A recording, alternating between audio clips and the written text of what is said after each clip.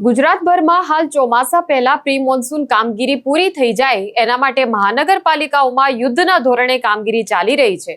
એવામાં જૂનાગઢ મહાનગરપાલિકામાં એક મોટી બબાલ સામે આવી, જેમાં કોંગ્રેસના એક મહિલા નગરસેવક મહાનગરપાલિકાના કમિશનર પાસે ધસી ગયા અને જોરદાર માથાકૂટ તેમની સાથે કરી હતી। ત્યારે ઘટના શું હતી, આ માથાકૂટ કેમ થઈ, કેમ આ મહિલા નગરસેવકે રણચંડી બનીને વિવાદ ઉભો કરવો પડ્યો, તેની આખી વાત કરીશું આ વિડીયોમાં। નમસ્કાર, નિર્ભય ન્યૂઝમાં આપની સાથે હું મયુરી। તો ચોમાસું બેસવાનું છે, જેને લઈને ગુજરાતભરમાં શહેરોની અંદર પ્રી મોન્સૂન કામગીરી કરવામાં આવતી હોય છે અને મહાનગરપાલિકાઓની અંદર કોર્પોરેટરો પણ આ કામગીરી એ વરસાદ આવે તે પહેલા પૂરી થઈ જાય તેના માટે હવે ઉતાવળ કરાવી રહ્યા છે। પણ જૂનાગઢમાં મોટી સમસ્યા એ છે કે વોકળાની જે સફાઈ છે તે એક મોટો મુદ્દો છે। આ વોકળાની સફાઈ નથી થતી અને તેના કારણે રસ્તા પર પાણી ભરાઈ જાય છે અને શહેરીજનોને ભારે હાલાકી ભોગવવી પડે છે।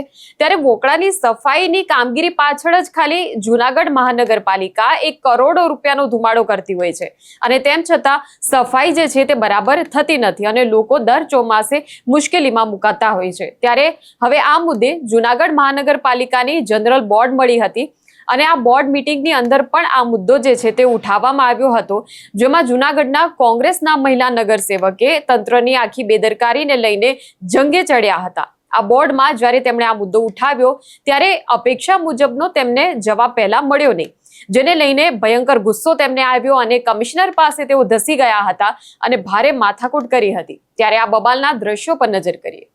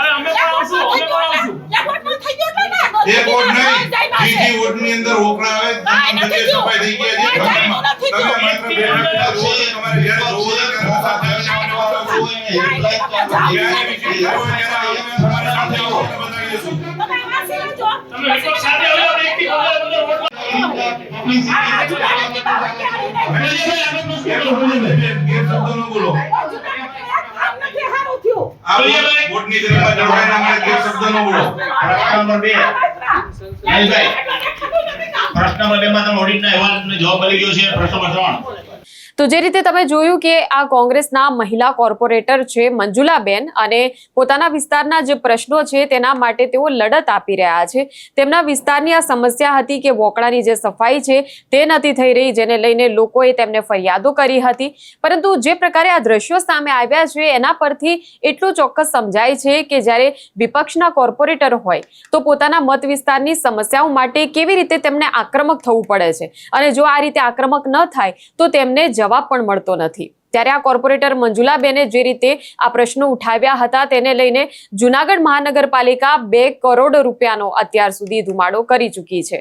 બોર્ડમાં જ્યારે તેમણે આ પૂછ્યો સવાલ કે વોકળાની જે સફાઈ છે તે શા માટે નથી થઈ રહી, ત્યારે તેમને પહેલા એવું કહી દેવામાં આવ્યું હતું કે સફાઈ તો થઈ ગઈ છે, અમે વિઝિટ કરાવવા માટે તમને લઈ જઈશું આ પ્રકારે તેમને જવાબ આપીને ક્યાંક તેમને એવું થયું કે તેમનો અવાજ દબાવવાનો પ્રયાસ થઈ રહ્યો છે, એટલે મંજુલાબેન એ પોતાની સાથે અખબારોનું કટિંગ લઈને ગયા, કમિશનર પાસે ધસી ગયા હતા અને કહ્યું હતું કે જો તમે કહો છો એ વાત સાચી છે, જો સફાઈ થઈ ગઈ હોય તો પછી શું કામ આવા સમાચારો છપાય છે? તો કમિશનર પણ તેમને એ સમય પછી જવાબ આપી શક્યા નહીં.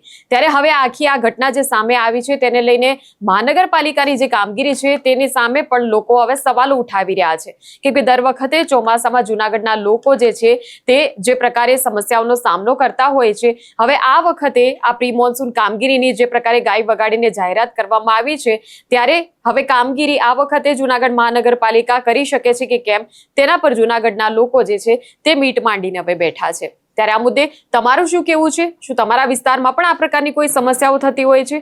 ચોક્કસપણે કમેન્ટ સેક્શનમાં અમને જણાવો. આ પ્રકારના વિડીયો માટે આપ જોતા રહો નિર્ભય ન્યૂઝ. અમારી ચેનલને લાઇક, શેર અને સબસ્ક્રાઇબ કરવાનું ભૂલશો નહીં. નમસ્કાર.